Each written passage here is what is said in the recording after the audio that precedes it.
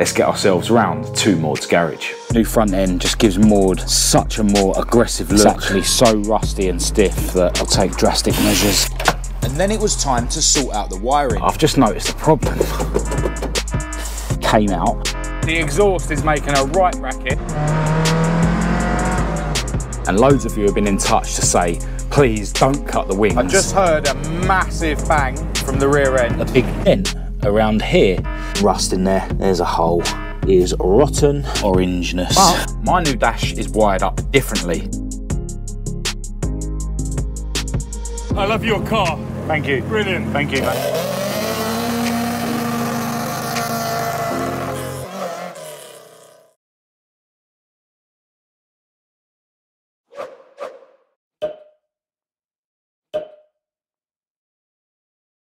Hello and welcome to this video. I'm Marcus Hayes, and if you watched the last video right to the very end, you'll know that I'm now ready to put Maude, my Mk2 Escort, back on the road. I've got these bowls to fit to Maude's new headlights, which means they'll be fixed into the car correctly. If you are new to the channel, please do click subscribe to keep up to date with all future uploads. But yeah, let's get ourselves round to Maude's garage. All right, so it's been about a week since Maude got her new front end, and I'm still absolutely loving it, including the grille, which I wasn't sure about when I sort of had this idea. And I know that the grille is the one thing in particular that a lot of you don't like, but I was actually surprised to see that a lot of you do like it. But yeah, this new front end just gives Maude such a more aggressive look, and these new headlights will actually work in the dark, unlike the old square ones. So to fit these bowls into the headlights, I obviously need to remove the headlights. All right, so I've taken the passenger side plastic backing bowl off because I need to get rid of this, because this is no longer needed. Oh, it's so rusty. It's actually so rusty and stiff that I don't think I'm going to be able to do this. I'm going to round this screw off. We'll take drastic measures. All right, so these new bowls that I've got need to go behind these, something like that. Now, I did actually have to enlarge the holes in this ring, so I'm going to do the same for this, although these won't be staying long term because I've already ordered some carbon fibre ones from Gary Ball. And as usual, I'll leave all his links in the description. Definitely get in touch with Gary Ball if you need any carbon fibre bits for your car, especially if you want carbon fibre bits for a Mk1 Escort, because he's got loads of moulds and stuff for Mk1 bits already. Once I've drilled out the holes in the new backing bowls, I used long screws and nuts to hold everything together. And then it was time to sort out the wiring. The new headlights come with a 3-pin connector that plugs in just like the old headlight, and this is to power the dipped and main beam. And then there's 2 extra wires, one to power the orange ring for your indicators, which I won't be using, and one to power the white ring for the side lights. The original side light bulb holder has 2 wires, so I needed to figure out which one was positive and then figure out which one of the wires on the new headlights are for the white halo ring. With the side lights turned on the car, I used a spare piece of wire to work out that the red wire from the old side light bulb holder was the positive, and on the new headlights, the red wire was the indicator halo and the yellow wire was the side light halo. What I've actually done is I've disconnected this green wire from the old side light bulb holder, so you know that's not connected to anything now. And then I've basically pressed the spade terminal for the yellow wire on the new headlights into the bulb socket, and you know it's in there nice and tight, and that will do as a temporary solution. But eventually what I need to do is add a male spade terminal to that red wire, and then that will plug directly into that female spade terminal on the yellow wire. I can now put this grommet back into the plastic backing bowl where it's supposed to be, like so. And then I'm basically going to screw these screws back into where they were, you know, in these riv nuts on the plastic backing bowl. But I'm going to thread a nut onto each screw first, because that's going to enable me to lock the screws in position once I've adjusted the headlights.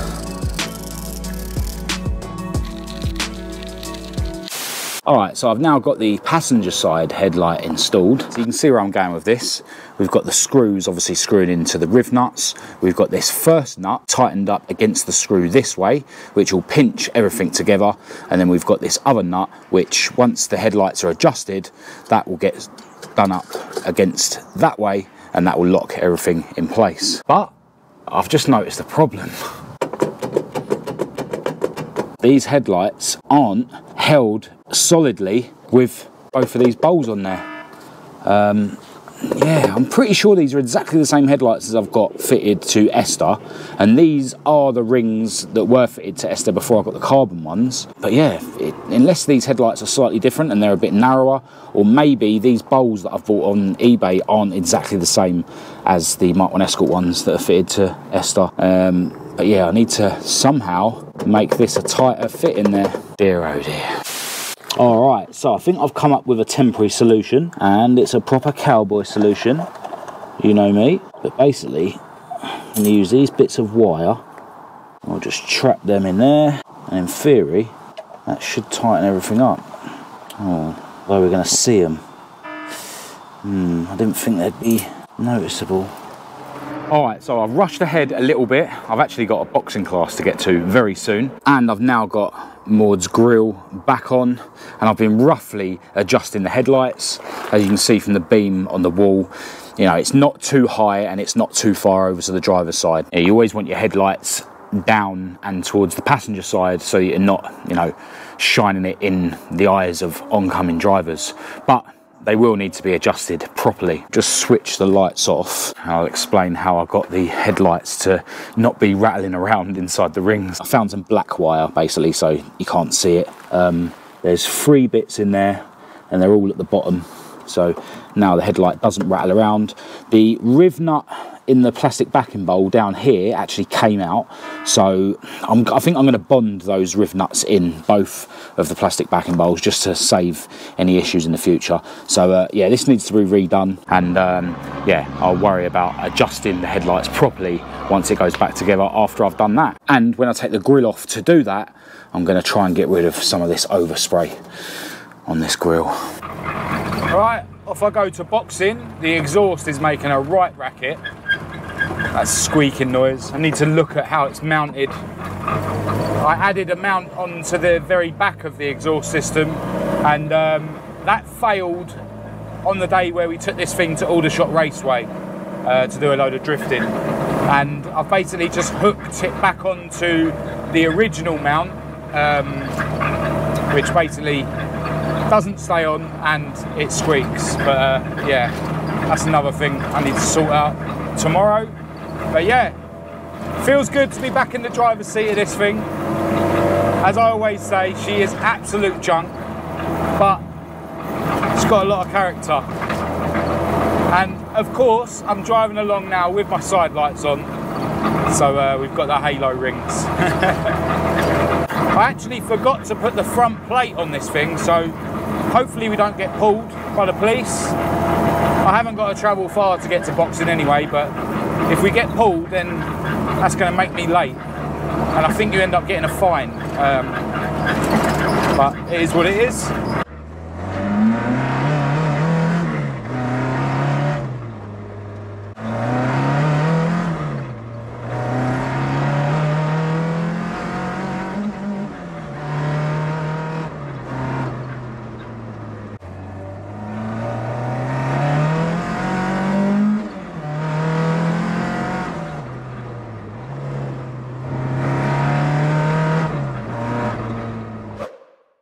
Hello, into a new day, and I've been round here at Maude's garage for quite a while.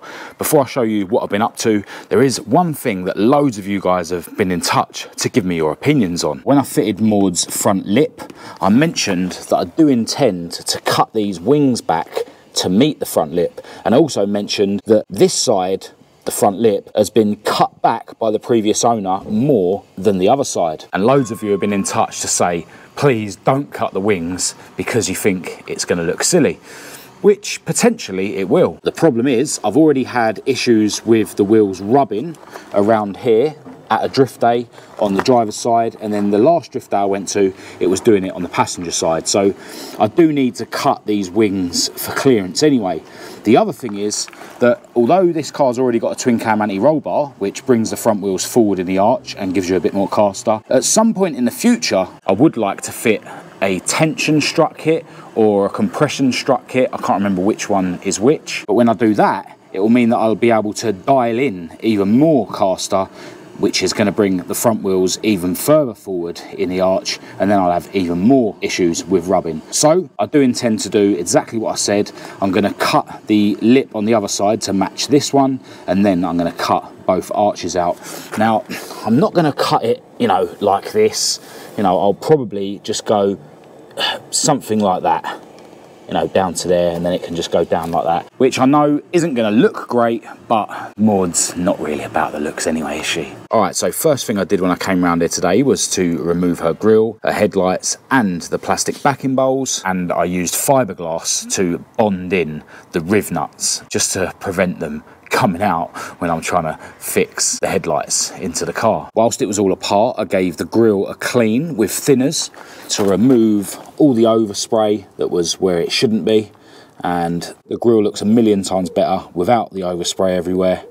And yeah, I'm still absolutely loving the grille, although I know that loads of you guys don't like it. I've got the headlights properly mounted in now and adjusted, and they don't rattle because I've got the little bits of wire in there. Although I have seen on eBay you can get some 180mm O-rings, and 180mm is just under 7 inches. So I reckon if I put those O-rings in between, you know, the front of the headlight and the chrome rings, then that will do the same job as the little bits of wire. So I'm going to order them on eBay, and I'll fit those when I remove the chrome rings and fit the carbon fibre ones. See, I've been basically finishing off what I didn't quite finish yesterday, and I haven't been able to refit her front plate because I don't have any number plate tape here. That's at the other garage.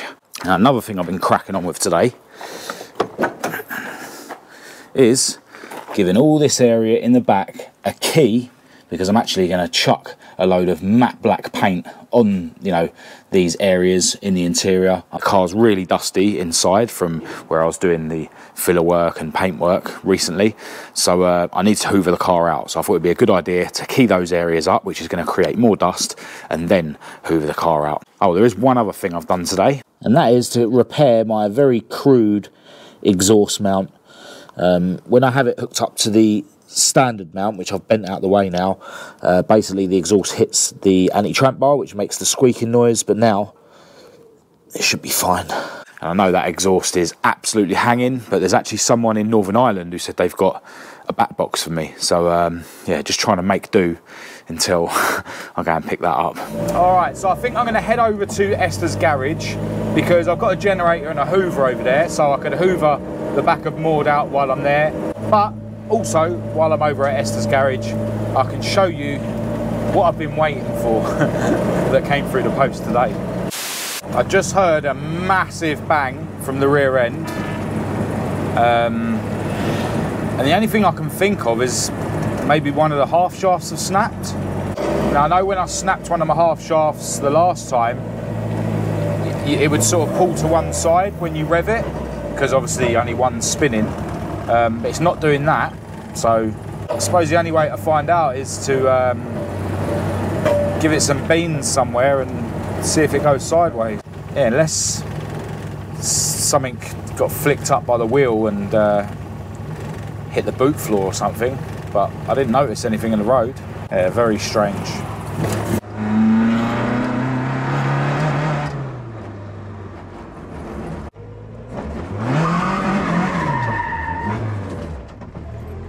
Yeah, it's weird, like the diff just feels less aggressive, so maybe like the welds have started to come away, but yeah, it still locks up, but it just doesn't seem as aggressive. It could all be psychological. I haven't been able to test it properly, but just then when I did that little sort of U-turn, I don't know, it could be that I'm not giving it quite enough revs, you know, it is dry, I've got fresh rubber on the back.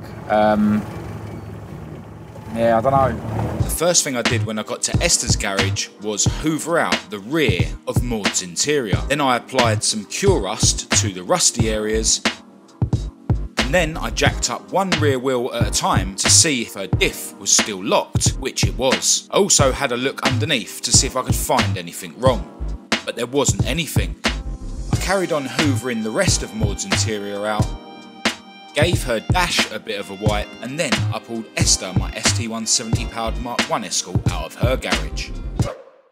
Alright, so I don't think I'm going to have time to give Maude's outside a wash this evening, but I am planning to take her to a meet tomorrow, so I'll definitely have to give her a wash in the morning or something. As you would have seen, I did just give her a hoover out, and I've chucked a load of the cure rust on the rusty areas of her rear cockpit. And while we're on the subject of rust, when I was sanding down this area earlier, I noticed a big dent around here. So I went through here with a hammer and a block of wood and, you know, whacked it to get the dent out, and there's some rust in there. There's a hole. So yeah, all that area is rotten. And in fact, before I bashed this area, you could see the road through here. So, you know, this inner tub has come separated from the floor. All the sealer along here is pretty ropey, to be honest, and the same the other side. But yeah, Maude is well overdue some rust repair, and I was planning to have a look at the floors in general next. I'll give you an idea. Plenty of orangeness under here, but yeah, we'll worry about that another day. Happy to see that her diff still seems to be locked, and the resistance on each wheel was the same, so I'm 99.9% sure that both half shafts are still intact. So yeah, I don't know what that big noise was. I've had a look underneath and I can't see anything untoward, so we'll just pretend that that noise didn't happen. Anyway, time to focus my attention on Esther. If you've been watching my videos, you would have seen that I recently started trying to fit these new Race Tech gauges into Esther, and I had a bit of an issue with the indicator wiring, and loads of you got in touch saying that I needed some sort of diode set up to get the indicators and the warning light working properly, and Peter very kindly sent me a setup with the two diodes. Now the first one he sent me didn't appear to work, but I'm pretty sure I've worked out what happened, and he's actually sent me another one now. So I want to send a massive thanks out to you, Peter. I really, really appreciate it. Here is said diode setup, and Peter's very kindly included a little wiring diagram. Essentially, I've got two wires coming from my loom for the indicators, and that is them two wires there. And they need to be connected to these two, and then out of here needs to be connected to the indicator warning light wire, which happens to be this orange wire on this dash.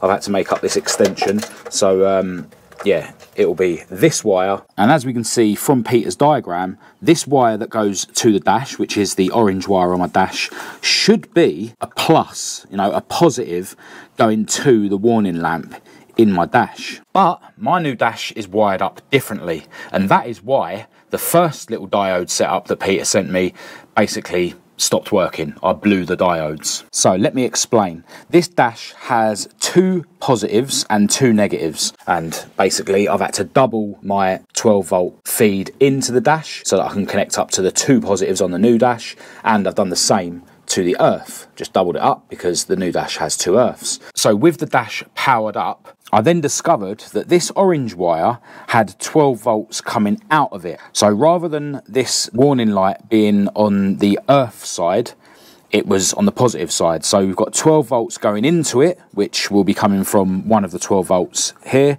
and then it goes out of that bulb and to the orange wire. So essentially you've got positive coming from the loom, and you've got positive coming from the bulb.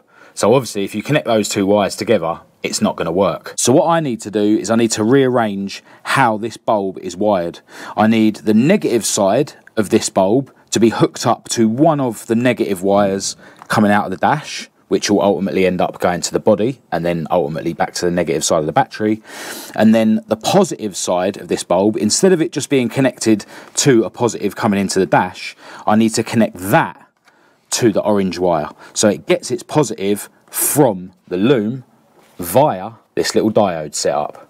Alright, so I've temporarily wired this warning light up how it should be wired up, just to show you. I do want to spend a good amount of time messing around with the wiring on this dash, but yeah, I just wanted to test if this diode setup was going to solve my issue. So I've literally moved this spade terminal here, which is hooked up to the orange wire, from this side of the warning light to this side of the warning light, and then I've hooked up another wire on the earth side of that warning light, which I can just touch on the earth wire coming from the dash going into the loom. So we've got the two indicator wires on my loom hooked up to the diode setup, and then out of the other side of the diode setup is the wire that leads to the orange wire. So we've got power coming in through the diode setup, which eventually goes in to the warning light, and then out of the warning light is this wire that I'm going to hook up to earth. So if I touch that on the earth here and then flick the indicator to the right, you'll see that only the right indicator goes on, and if I flick it to the left, only the left indicator comes on. Now you will notice that the indicators are flashing way too fast, and that is because this multi-plug here that hooks up to the loom that goes into the engine bay isn't connected. So essentially the front indicator bulbs aren't working, and that's why the rear ones are flashing too fast. So it looks like the diode setup has worked exactly how Peter said it would. So I want to send another massive thanks out to Peter for sending me that. I've run out of time for today, so I'm going to pack up, but I'm going to pass through the Ace Cafe on the way home because the Passionford North London lot are having a meet there this evening.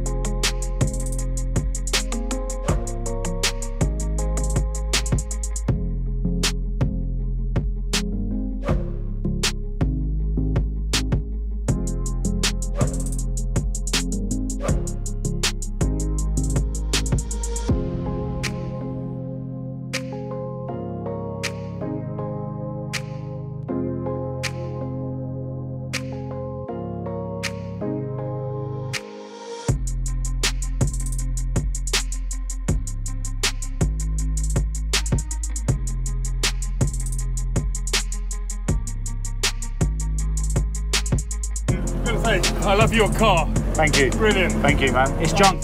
I had one years ago.